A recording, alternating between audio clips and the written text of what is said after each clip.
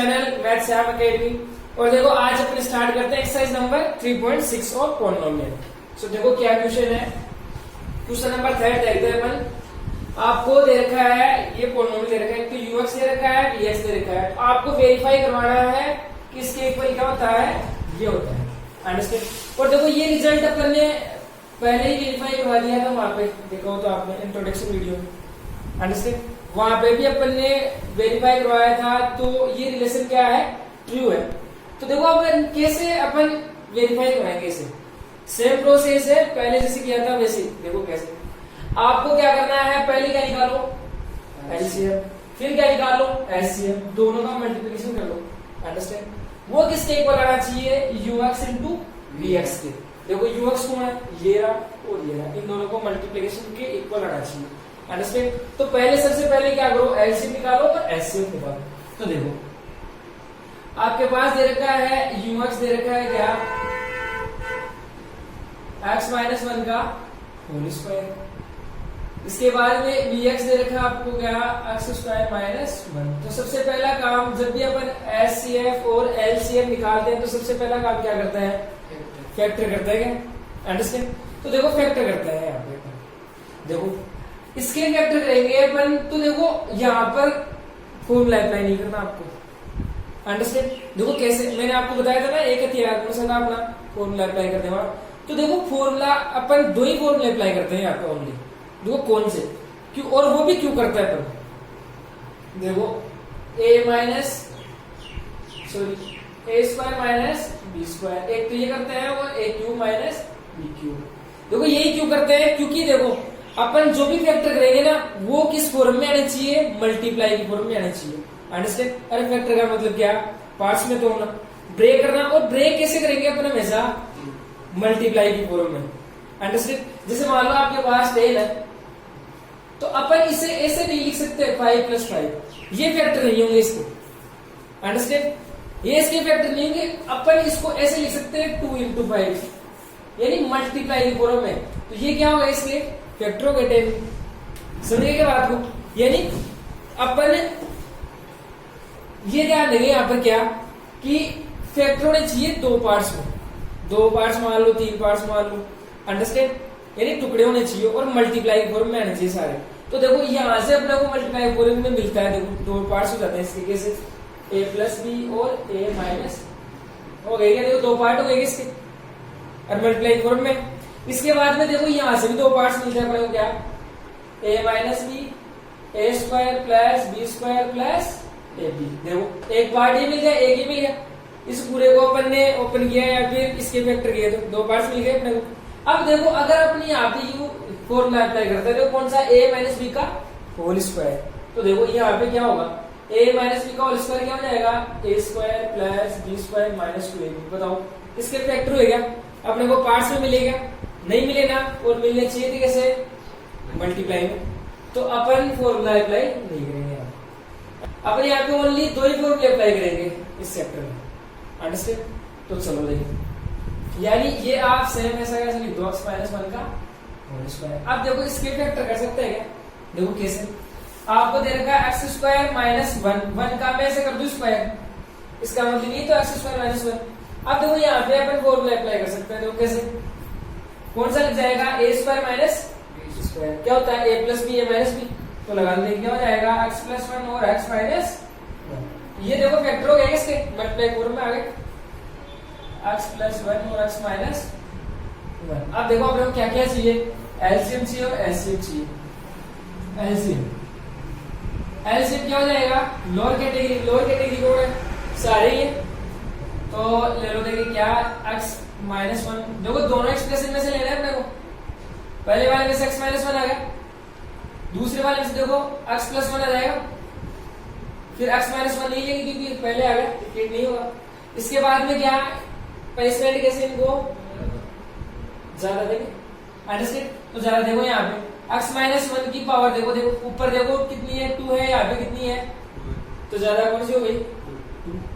इसके बाद में x + 1 की पावर देखो यहाँ पे कितनी है, 1 है। अरे ओनली 1 ही है यहाँ पर, तो 1 को लिखने की आवश्यकता नहीं है। तो ये इसका क्या हो गया, एलसीएम आ गया।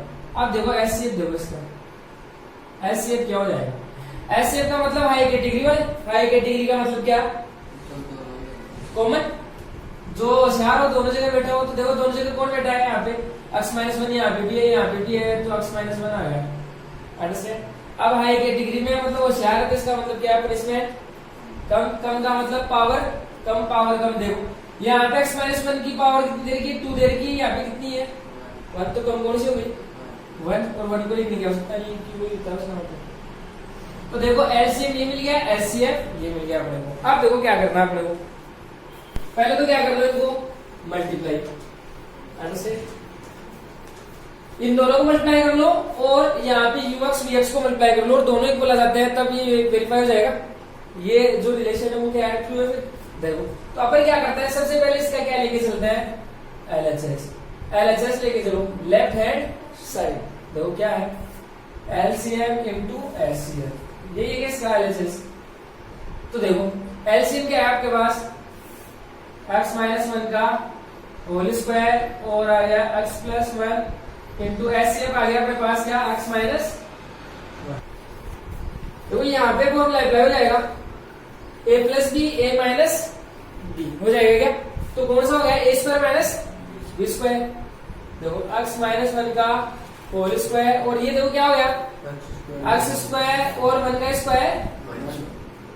अरे फॉर्मूला लग गया ना, a+b a-b, a+b और a-b क्या होता है, a² - b²। a की वैल्यू यहाँ पे x और b की वैल्यू क्या है। चलो ये मल्टीप्लाई हो गया ऐसे।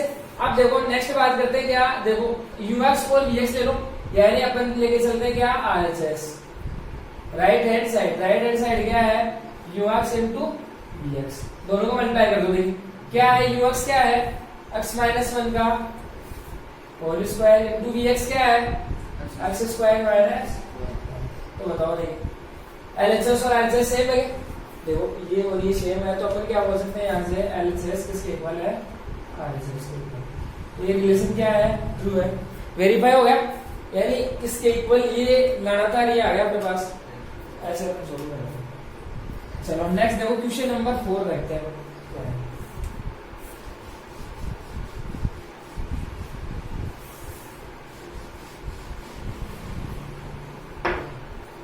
The product of two expression is, ये दे रखा आपको, if there highest common factor मतलब एचसीएफ। एचसीएफ ये दे रखा है तो आपको क्या बताना है, एलसीएम। अंडरस्टैंड।